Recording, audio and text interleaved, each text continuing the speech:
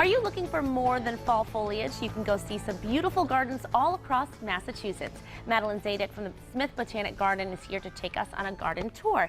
Madeline, there are beautiful views in New England of foliage, but there are also beautiful gardens that people can see as well.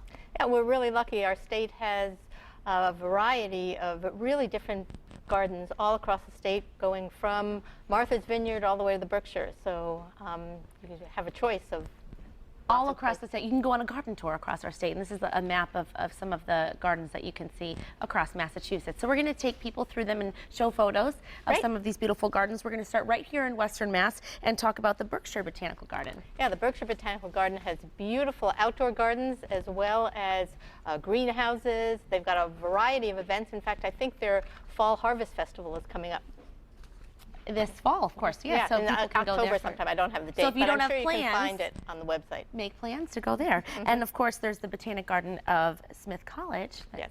Well, that's of course my favorite since I work there, but we've got a beautiful Victorian conservatory with gardens from all around the world, from the deserts to the tropical rainforests. We've also got outdoor gardens. Our whole 125-acre Smith College campus is actually an arboretum, and we've got specialty gardens, our rock garden, which I think there was just a photo online.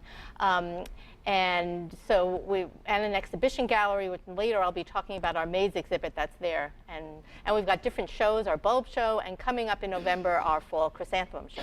So there's so much to see. You can learn a lot, but just the views are breathtaking. So that's just two of the many in Massachusetts. Right. The next is the Arnold Arboretum. All right, that's just outside of Boston. It's part of Harvard University, and it's an Olmsted-designed landscape, as is actually the Smith College Botanic Garden, but it's a beautiful place to learn more about trees and shrubs. And people can go there for that. Of course, all of these, they can learn a lot about, well, plants and trees and flowers and all those. And now the next one is the Heritage Museum Gardens. Okay, so that's on the Cape, and they are known for their rhododendron collection as well as their outdoor children's discovery garden. So if you want to escape to the Cape and also see beautiful gardens, that's a place to go. Family-friendly destination.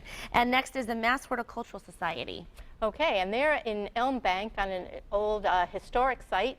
They've got beautiful display gardens, and of course the Massachusetts Horticultural Society is one of the oldest horticultural institutions in the state.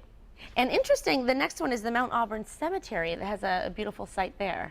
So what's interesting about that, it actually was part of the garden cemetery movement in the early 1900s, and I believe is one of the first such garden cemeteries. So it's a beautiful landscape, but it's also a great destination for bird lovers. The bird watching there is spectacular. Or if you're not even a bird lover, you just want to go and see a different site that you've never seen before. And there are a lot of beauty. There are a lot of famous people who reside there as well. So take a nice walk and take a look at that. All right, the next one is the New England Wildflower Society. Yes, they have a garden in Framingham called Garden in the Woods, which features all the native plants to New England, and they're lovely, lovely gardens to stroll through. And you can also learn a lot about, if you're really interested in native plants, about things you can plant in your garden. All right, Madeline, we're going to get to the last three, the Polly Hill Arboretum. That's out on Martha's Vineyard, and it's a beautiful spot, but because they're all surrounded by water, they're able to grow a lot of trees and shrubs that are not hardy elsewhere in the state, so you get to see some special things there. That you don't usually get to see. And next is Tower Hill Gardens. And that's in Worcester, and they've got beautiful greenhouses, outdoor gardens, probably a relatively new garden of all of them. They've